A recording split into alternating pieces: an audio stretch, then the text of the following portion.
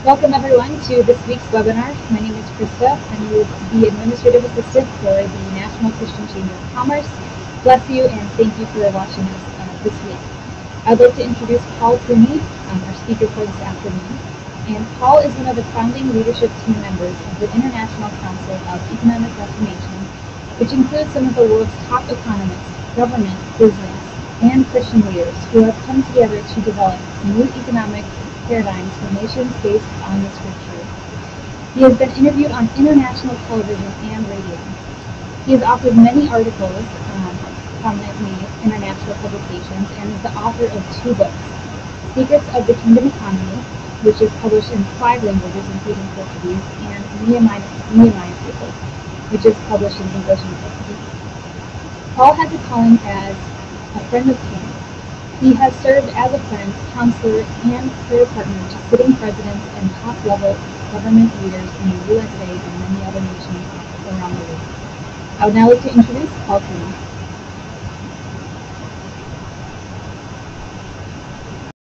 Hey, thank you, Krista, and thank you for joining us. It's always a pleasure for us to connect with our friends around the United States.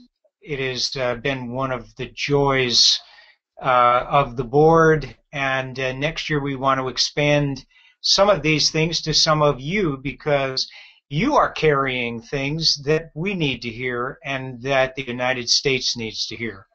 It's a very interesting time that we live in, is it not? One of the things that we're going to talk about today is the topic that was given is how to treat your colleagues. And I happen to be one who loves to define things to the best of my ability. So before we start, I would like to just offer my definitions for the word colleague, because how do we treat colleagues? How do we treat our if you're a business leader, and I know if statistics hold true that I am talking to, when I speak about small businesses, I'm talking to roughly 86% of you who are business people who employ less than 50 people. So let's first of all define what a colleague is. The Webster's Dictionary says that a colleague is a co-worker, an assistant, a partner. I expanded it to be an employee, a client, and I don't even like this word, but competitor. And so I'm going to add my definition to that word competitor, and I'm going to say those with like businesses who are in the same and wanting the same market share that you're after. That's kind of a long term, but that's really what I mean. Now, why is you've heard kingdom people in the past talk about competition in business, and I'm not naive to that, but I honestly believe that God has no competition. He is the one who is the provider. He is the one who gives the favor to grant business to the businesses that he happens to be Lord over. He is not going to compete against himself. There is no need for competition when your business or your life or your occupation is totally dedicated to the Lord and it belongs to him. So we just define that word. But I think if you were to take all of these brief definitions, that you would have to put an umbrella over them that I think would be a biblical umbrella, and you would have to say that the key word in all of our relationships is honor.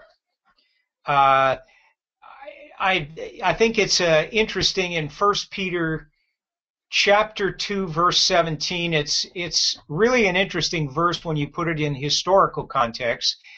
And this is what Peter says. He says, honor all people, love the brotherhood, fear God, and honor the king. Honor all people, love the brotherhood, fear God, and honor the king. Now, what is interesting about that statement is when Peter wrote these words by the inspiration of the Holy Spirit, the nation of Israel was ruled by Rome, and Rome was ruled by the cruelest empire in her history, Nero. And Nero is the emperor who eventually crucified Peter. Nero also crucified the Apostle Paul, but I mean, we get the depth under the inspiration of the Spirit of God. We get the depth of this meaning of this word honor, honor all people, and honor the king. So honor is, I have discovered in my study, honor is a significant theme in the Old and New Testaments.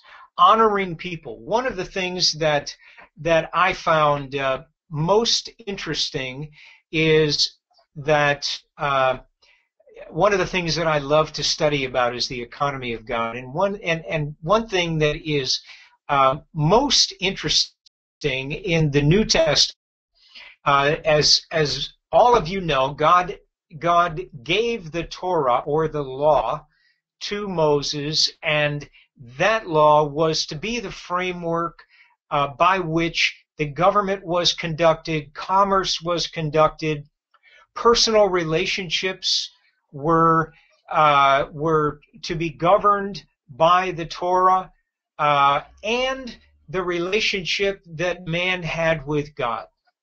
And one of the things in the area of economics, it says in the Torah that a creditor, the one who is owed the money, was not permitted, according to the law, to cross the threshold of the debtor. He was not permitted. It was written in the law that he could not step into the man's house and demand payment for what was due. Why was God so specific about some of these things? I believe it's because he holds the human race in high regard. He expects us to honor one another. If you think about Jesus, when Jesus was before the high priest, just about to be crucified, he honored the man who was the high priest. He did not stand up and rail against him and the hypocrisy that was so evident in the days of Jesus. But he was a man of honor. We can see that as we study the New Testament. So honor is a significant theme and in the Bible, and it has to be a significant theme for us. Now, one thing I think that I want to stress to you, if you are a business owner or you are a business leader, honoring people does not mean you need to be weak in your leadership. That is not what we're talking about. But we are talking about a respect, an inbred respect in your words, in your attitudes, towards your employees, towards your partners if you're in a partnership, or towards your clients, or toward your colleagues, your competitors, or those who are in a like business who are going for the same market share as you. I think it's important. So here's let me just give you a story of what I think is an example of honoring people and showing respect to people. And I may have shared this on some earlier broadcasts, but to me it is a profound example of honor and how you operate how you operate your business, because as you and I adopt the principles that God has given to us in the Scripture, as we do that, then we position ourselves for the blessing of God. I mean, it is nothing more than that. It is the blessing of God on our lives that we all seek, but it's available to us as we position ourselves. And one of the ways that you can position yourselves for the blessing of God on your life, on your family, on your business, and when I speak about honor, I'm talking about honoring your children and honoring your spouse. What do I mean by honoring your spouse? You may have spats. You may have disagreements. They're part of every marriage. But you don't take those disagreements and complain against your spouse to other people. You cannot do that.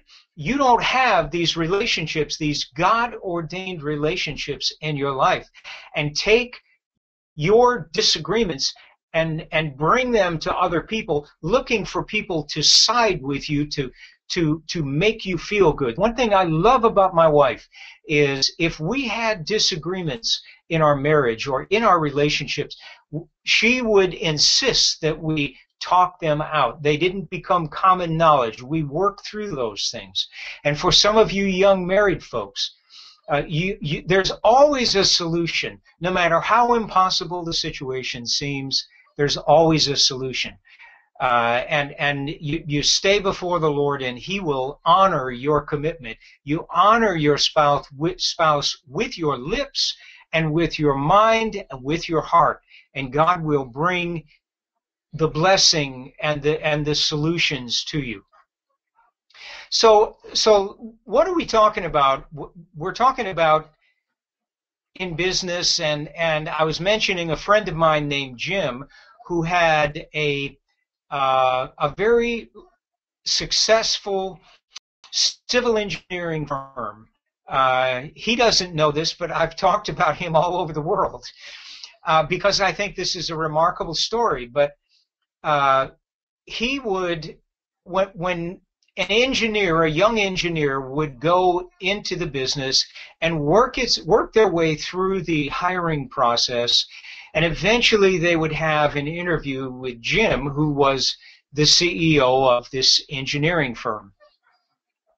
And Jim would say these words. I specifically asked him, Jim, this is what our friend told me you said. Am I getting this correct?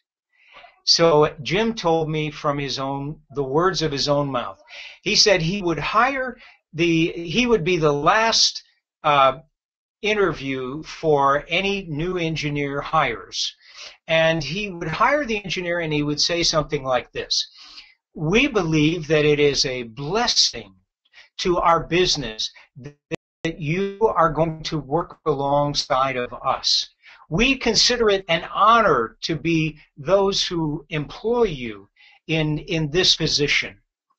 If at any time you do not feel as though you are pleased or happy or content with your role here, please do not become a cancer and talk about the leadership in any way or form. If you come to me, I have more business than I know what to do with. If you come to me, I will give you your computers. I will rent you space to start your business. I will give you business to get started with, and I will help you be successful. And this is honoring your employees. It is a tremendous example of honoring those who work for you. And do you know that Jim did this for 30 years, and there are engineering firms all over our part of the country that were started because of men and women who went and had that conversation with Jim. This is how you operate and function as a kingdom business leader. So what exactly does this word honor mean? What does it mean? Well, what if you have an employee? We recently had a very contentious national election, and I hope and pray that we never have to go through one like this again. And our nation is still suffering the effects of the political spirit and the division that often comes with national elections, no matter what nation you're in, and no matter whether you're a Republican or a Democrat, you must honor people even if they do not agree with you. Their agreement with you is not the prerequisite for honor. This is one of the key elements in our relationship. And in the business world, I don't know about you, but I see all kinds. I see people who are adamant for one particular candidate, and then there are others who are adamant for another particular candidate. All of them are deserving of our honor, particularly if they work for us or if they are clients or suppliers or subcontractors. They deserve your honor. Here's another key thing that I think is significant in the treatment of people, and that is that the words of your mouth be full of honor for other people. You cannot expect the blessing of God to come on your business because you write a tithe check, because you are an elder in your church, because you go to church 7 nights a week. That is not a prerequisite for the blessing of God. We cannot be talebearers. You know, we live in a system that is full of people expressing their opinions on given matters, talebearers. You know things about people, particularly if you're a leader. You know things about people. You may know things about your employees or your colleagues, but we cannot become talebearers and at the expense of other people and expect the blessing of God. And I think one of the classic examples of this is Jacob and Laban. Now Laban, you know the story. Laban deceived Jacob for a number of years, and because Jacob honored his commitments, the blessing of God came upon Jacob even in untenable situation that he was in with Laban. The blessing of God still came upon Jacob because he honored his commitment to Laban, and he honored Laban in the process. The blessing of God is contingent upon our words carry so much weight. In fact, there is a theme, particularly in the Old Testament, but this theme has been carried on through the centuries by rabbinical scholars. There have been volumes and volumes and volumes written on one concept, and it's a Hebrew phrase. It's called Lashon Hora. And you can look it up, you can Google it, Lashon Hora. And it's a very interesting concept, and it is in Hebrew thought, rabbinical thought, the word means evil tongue. Now we're talking about the words of our mouth and how our words are to honor people.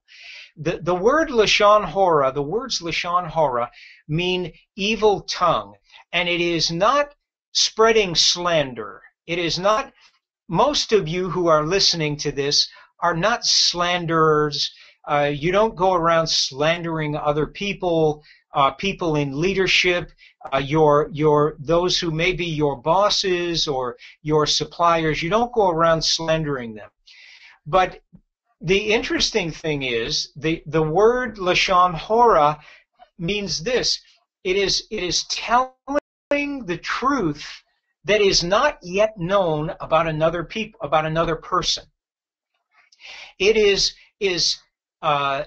saying something about someone that you happen to know, but has not become common knowledge yet, and your motive is to bring that person down in the eyes of the hearer. It's a powerful concept that business people really need to take hold of, because the rabbis say about those who commit the sin of lashon hora, two things very significant. Rabbinical scholars say that in the eyes of God, lashon hora is worse than those who are slanderers. It is viewed as worse.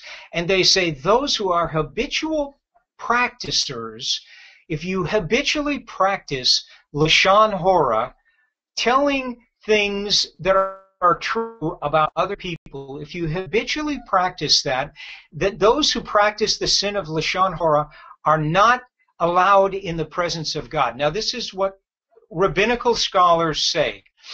I don't have time to get into this, but it's a significant concept, and you'll find that the New Testament is full of words telling us to guard our tongue. We have to be very careful about the things that we say. Serious disagreements. You can have serious disagreements with colleagues, with suppliers, with your clients. You can have serious disagreements, but those disagreements must be clothed with honor. They must be clothed with honor.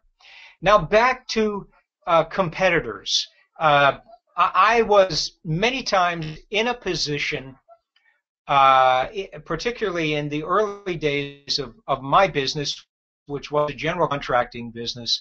I built hundreds of high-end houses. I've done land development work. I've built commercial buildings and churches, and you name it.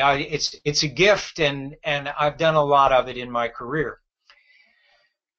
But particularly in the early days of my business,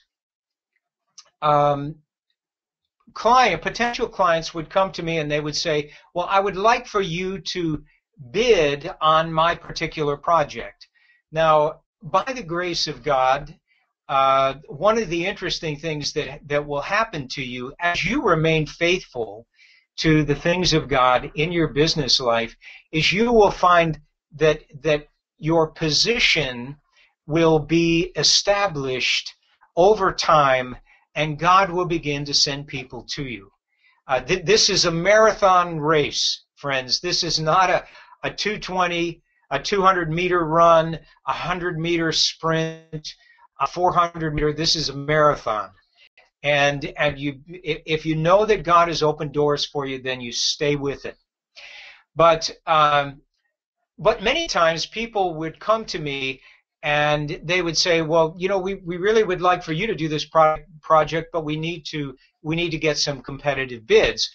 And they would say, we're having so-and-so bid. Well, I knew that so-and-so was not going to play by the same set of rules that you and I are mandated to play by. This is, you know, I refused to say dishonorable things about the people who were bidding on the project. I refused to say anything to offer my opinions, to try to get them to use me and stay away from that particular person. And here's the thing in business, no matter how desperate you are for business, and you're never that desperate, but no matter how desperate you are, you cannot abandon your principles and your mandates that come from heaven simply to get a project. If you do, you will lose the blessing of God. You'll compromise, and when you compromise, you lose the power of God to influence situations in your lives. I had one situation like that where the lady came to. I knew that this was a very big, high-end residential house in a very exclusive neighborhood, and the lady had heard about me and asked me to give a bid on her house, and I gave her my number, and I knew that I felt the Lord release me to give the number. And she came into my office after I had given her my proposal, and she said, we got another quote from this other man, and he was $30,000 less than you, and he was $30,000 lower. She said, he is $30,000. You are $30,000 higher than him. And I said, wrong. He is $30,000 less than me. There is a big difference.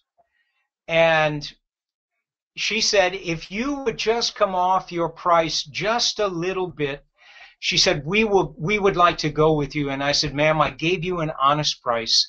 I cannot, if you say to me, I'll sign the contract right now, if you take $1 off your price, I said, I could not do that. I gave you my best, my honest price, and it's complete. And she left. She took the other guy. That man went bankrupt. And she came back to me. I saw them in the grocery store one day, and she came back to me, and she said, you know, she said, we're so sorry that we're talking about the marathon run. She said, we're so sorry that we did not go with you. She said, it's been an absolute nightmare. And I said, I know, I've heard about your project, and I'm so sorry. She said, but I want you to know, every time we have a cocktail party at our house, she said, we tell everybody, don't make the same mistake that we made. Go with Paul Cuny. And do you know that I got more business off of their mistake because I did not dishonor the other man? They sent more business to me. Now, the last point that I want to make here is being dishonored by others is not an excuse for you to dishonor them. There is no excuse. It doesn't matter what people say about you. It does not matter. There is no, if they dishonor you, there is no excuse for you to dishonor another, particularly a brother, but there is no, or sister, there is no excuse for you to dishonor them. This is a standard that God will hold you to. And when you abide by His standards, eventually His blessing will come to you. And that's all we have for today. And Krista, I'm going to turn it back to you, and I want to thank you for being such a great hostess. And God bless you all. Thank you everyone for joining, and we appreciate your attendance. Join us next week for Brian Pink teaching on profit. What does God say? We'll see you then.